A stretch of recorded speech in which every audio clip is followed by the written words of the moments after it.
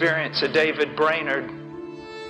Have we cried out all night in the snow, in the woods, exposing ourselves to the elements or whatever may be required? Do we even believe anymore that the presence of God can come into a place and lay every person low? Do we know the power of the Holy Spirit? Do we know the presence of God in such a way that it seems to literally disintegrate us and then put us back together again? Oh, dear brothers, there's so much to be done in this world, and the power of the flesh will not accomplish it, and the power of the intellect will not accomplish what must be done. It is the power of the living God, and I don't understand the mystery. I can't defend the reason, but I know this, that apart from prayer, abiding, enduring, believing, prayer, we're as dead as a doorknob with all our doctrine. How I need God. I feel sometimes like I can't breathe unless I have Him. Some of you know, and maybe you have forgotten. You remember those times of tarrying in His presence, and you knew God was there. Not just because of a doctrine that told you He was omnipresent, but that presence of His was manifest in that room with you. Once that has touched your life, you can't live without that. I'm not talking about some charismatic experience. I'm not talking about something that was foreign to the fathers, theological fathers that we most love and honor. Read Edwards. Read Brainerd. Read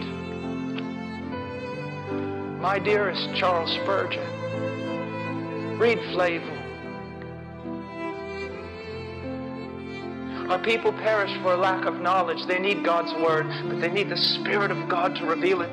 We need the Spirit of God to touch our mouths, to touch our hearts, to touch our lives as preachers, as pastors. We can't live without this.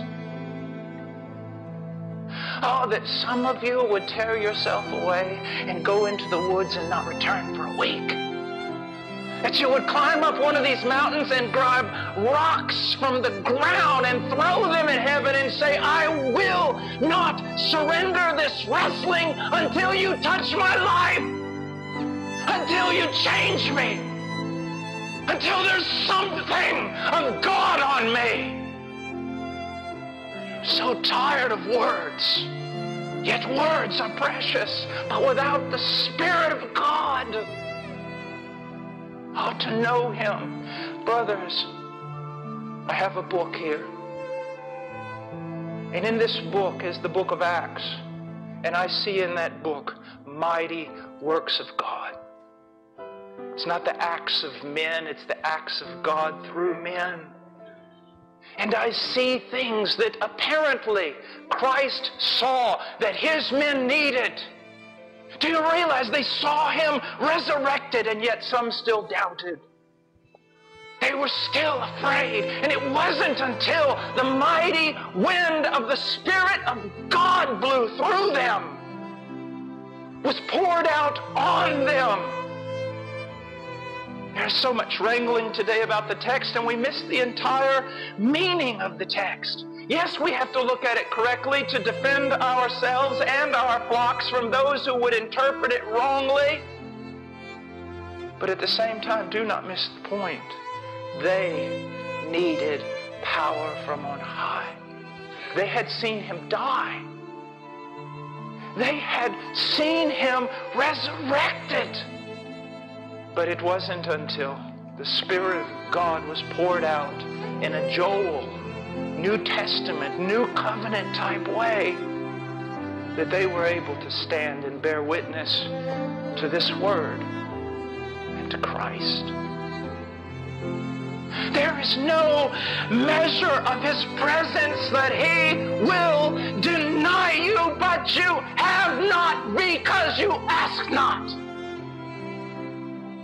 Oh dear, what a banquet, what a cornucopia, what a sea of joy in his presence and of power to minister as though you were carried by another. Well, I do believe I'm saying something you need. Some of you are so worried and will even say when you leave this building, well, he didn't even open up his Bible until the first 15 minutes. Can't you not hear that God is speaking? Biblical things are being told to you at this moment. I am not a great systematic theologian. I know my limitations. I am not a scholar. I will not stand in seminaries, and I so appreciate men who do. If it weren't for them, I don't know where the direction of my life would have gone. I so need brilliant men. I am not one of those, but the one thing I can tell you is that all my life I have been needy, and I have been weak, and I have been slow, and I have been afraid, but it caused me to run to him, and in running to him, there is such glory. There is such power. There is such life. You see, it's not just they need correct thinking. For men to even be able to grasp with their mind, it must be a thing of Ezekiel, can these dead bones live?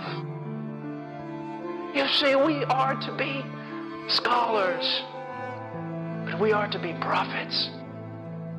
We are not to be businessmen and administrators. We are to have the power of the living God upon us. And when we proclaim the word, we are proclaiming words to dead men. And it must be the Spirit of the living God who comes and raises them from the dead. Was Paul not an intercessor? Was he not? Oh, my dear brother, listen to me. There is nothing impossible